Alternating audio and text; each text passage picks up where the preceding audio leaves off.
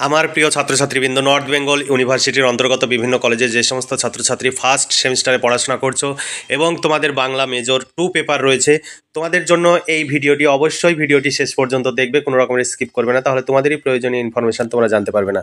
এই ভিডিওতে আমি অবশ্যই সিলেবাস নিয়ে আলোচনা করব, এর পরবর্তী ভিডিওতে সাজেশন নিয়ে আলোচনা করব, অথবা এই ভিডিওতে যদি সময় কম লাগে তাহলে সিলেবাস এবং সাজেশন দুটো নিয়েই আলোচনা করব। সেই সঙ্গে আমাদের যে প্রশ্ন উত্তরের পিডিএফ কপি আমরা তৈরি করেছি সেটাও তোমাদের দেখাবো ডেমো হিসাবে।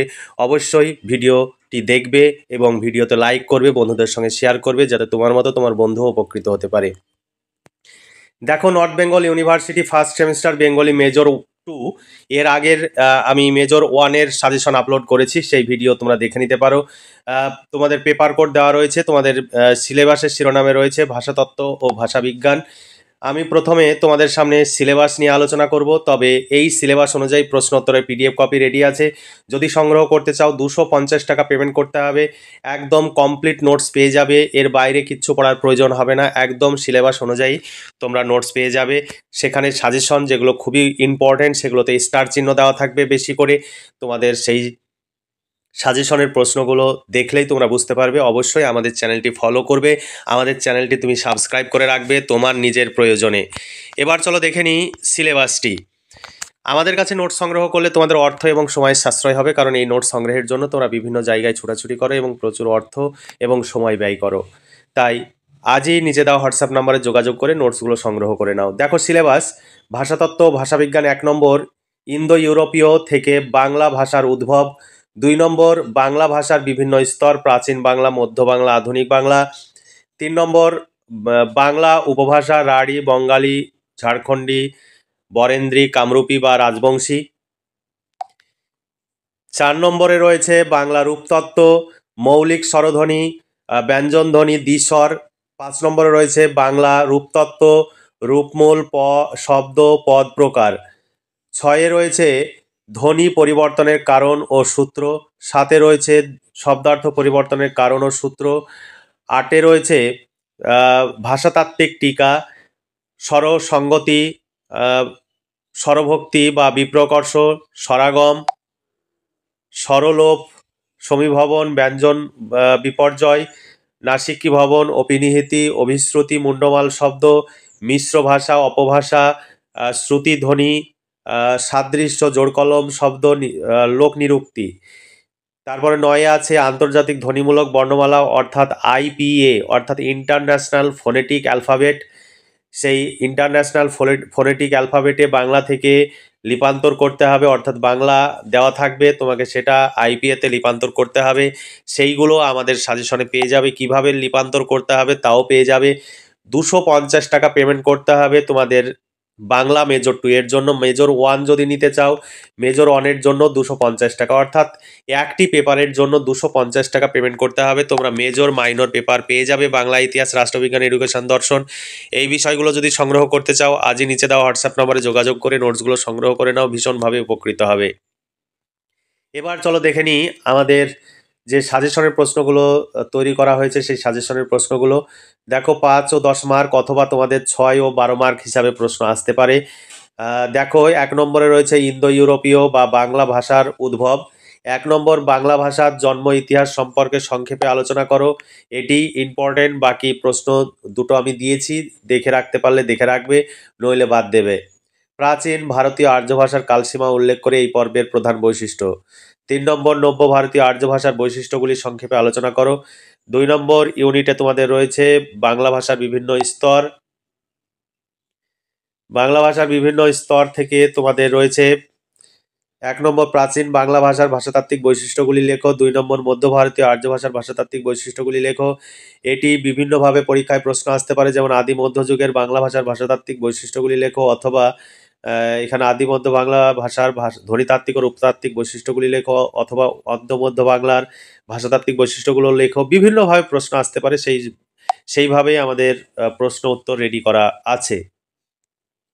আধুনিক বাংলা ভাষার ভাষাতাত্ত্বিক বৈশিষ্ট্যগুলি আলোচনা করো, অথবা আধুনিক বাংলার ধ্বনিতাত্ত্বিক ও রূপতাত্ত্বিক বৈশিষ্ট্যগুলি লেখো। তারপর 3 নম্বর ইউনিট, বাংলা উপভাষা। উপভাষা কাকে বলে?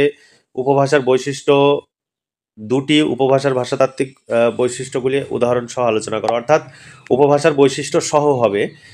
দুটি উপভাষার ভাষাতাত্ত্বিক বৈশিষ্ট্য সম্পর্কে আলোচনা করো। অর্থাৎ দুটি উপভাষা তুমি বঙ্গালী বা রাঢ়ী এই যে কোনো দুটি উপভাষা সম্পর্কে আলোচনা করতে পারো। এখানে এই প্রশ্নটি অতটা গুরুত্বপূর্ণ নয়, এখানে স্টার চিহ্ন পড়ে গেছে, তোমরা এই প্রশ্নটি দেখে রাখতে পারো। তারপরে দেখো রাঢ়ী ও বঙ্গালী উপভাষায় প্রচলিত এলাকা উল্লেখ করে ধ্বনিতাত্ত্বিক বৈশিষ্ট্যগুলি লেখো। ঝাড়খণ্ডী ও বরেন্দ্রী উপভাষা ধ্বনিতাত্ত্বিক বৈশিষ্ট্য ও রূপতাত্ত্বিক বৈশিষ্ট্যগুলি লেখো। কামরূপী বা রাজবংশী ভাষার ভাষাতাত্ত্বিক বৈশিষ্ট্য লেখো। এখানে 3টি ধ্বনিতাত্ত্বিক 3টি রূপতাত্ত্বিক বৈশিষ্ট্য লিখতে হবে যদি 5 বা 6 মার্ক হিসাবে আসে। তারপরে দেখো 4 নম্বর ইউনিট, ধ্বনি কি, যে কোনো এক প্রকার ধ্বনির সংক্ষিপ্ত পরিচয় দাও, অথবা স্বরধ্বনি কাকে বলে, উদাহরণ সহ বিভিন্ন ধরনের স্বরধ্বনির শ্রেণীবিভাগ আলোচনা করো। এখানে আরো অথবা দেওয়া রয়েছে, অথবা প্রশ্নগুলো দেখতে পারো যে মৌলিক স্বরধ্বনির বিজ্ঞানসম্মত শ্রেণীবিভাগ করো, বা উচ্চারণ স্থান অনুযায়ী স্বরধ্বনির প্রকারভেদ সম্পর্কে আলোচনা করো। 13 নম্বর প্রশ্ন, ব্যঞ্জন ধ্বনি কাকে বলে, উচ্চারণ স্থান ও প্রকৃতি অনুসারে বাংলা ব্যঞ্জন ধ্বনির শ্রেণীবিভাগ উদাহরণ সহ লেখো। এখানে আরো প্রশ্ন অথবা দেওয়া রয়েছে, দেখে নিতে পারো। 5 নম্বর ইউনিটে তোমাদের রূপতত্ত্ব রয়েছে। রূপতত্ত্বের মধ্যে সমাস পড়ছে, বচন, লিঙ্গ, তারপরে পদ, পদ প্রকরণ, এটি ভীষণ ইম্পর্টেন্ট, এটি খুব ভালো করে পড়বে। এছাড়া ধাতু, কারক এগুলোও পড়ছে, তবে এগুলো অতটা গুরুত্বপূর্ণ নয়, তোমাদের শুধু পদ প্রকরণটা ভালো করে পড়ে রাখবে। তারপরে দেখো ধ্বনি পরিবর্তনের কারণ ও সূত্র, এটি ধ্বনি পরিবর্তনের কারণগুলি লেখো। এটি 5 অথবা 6 মার্ক হিসেবে আসতে পারে। তারপরে দেখো এই প্রশ্নটি ভীষণ ইম্পর্টেন্ট, তোমরা খুব গুরুত্ব সহকারে পড়বে। ধ্বনি পরিবর্তনের কয়টি ধারা ও কী কী প্রত্যেক প্রকারের উদাহরণ সহযোগে ব্যাখ্যা করো, অথবা ধ্বনি পরিবর্তনের সূত্র সমূহের পরিচয় দাও। এরপরে ভাষাতাত্ত্বিক টিকা তোমাদের আসবে 2.5 মার্ক অথবা 5 মার্ক হিসাবে আসতে পারে। যেমন স্বরসঙ্গতি, তারপরে স্বর, ভক্তি, বিপ্রকর্ষ ইত্যাদি, এগুলো তোমাদের টিকা হিসাবে আসতে পারে, কিন্তু ওই প্রশ্নটি আগের প্রশ্নটি পড়লে এই টিকাগুলো হয়ে যাবে। তারপর ভাষাতাত্ত্বিক টিকা লেখো।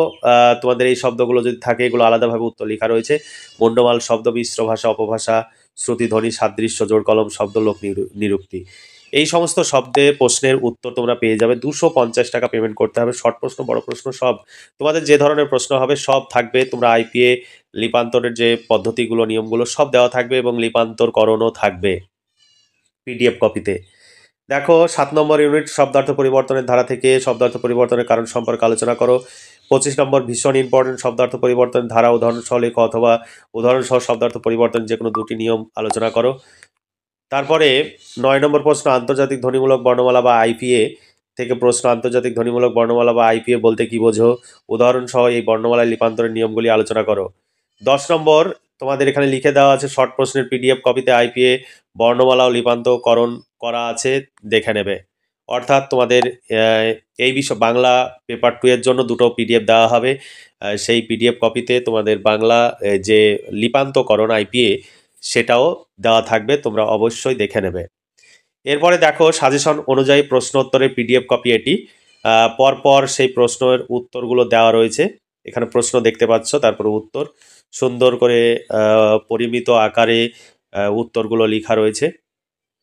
এইভাবেই তোমরা পরীক্ষার খাতায় লিখবে, তাহলে খুব ভালো মার্কস পাবে। আমাদের যে প্রশ্নের যে উত্তরের যে গুণমান সেই বিষয়ে কোনো সন্দেহ থাকবে না, কারণ উন্নত শিক্ষক মণ্ডলী দ্বারাই এই সমস্ত নোটস তৈরি হয়। আমাদের প্রচুর খরচ হয়, তাই তোমরা যদি আমাদের কাছ থেকে নোটস সংগ্রহ করো, আমরা যদি সমস্ত কিছু খরচ তুলতে পারি, তাহলে পরবর্তী সেমিস্টারেও সমস্ত বিষয়ের নোটস আমরা তৈরি করব। আর যদি খরচ তুলতে না পারি, তাহলে আমাদের পক্ষে নোটস তৈরি করা সম্ভব হবে না। এর জন্য অবশ্যই ভিডিওটি বেশি বেশি করে বন্ধুদের মধ্যে শেয়ার করবে, ভিডিওতে লাইক করবে। তাহলে আজকে এই পর্যন্তই। তোমরা ভালো থেকো, সুস্থ থেকো এবং খুব ভালোভাবে পড়াশোনা করে পরীক্ষার প্রস্তুতি নাও, এই শুভকামনা জানিয়ে আজকের ভিডিওটি এখানে সমাপ্তি ঘোষণা করছি।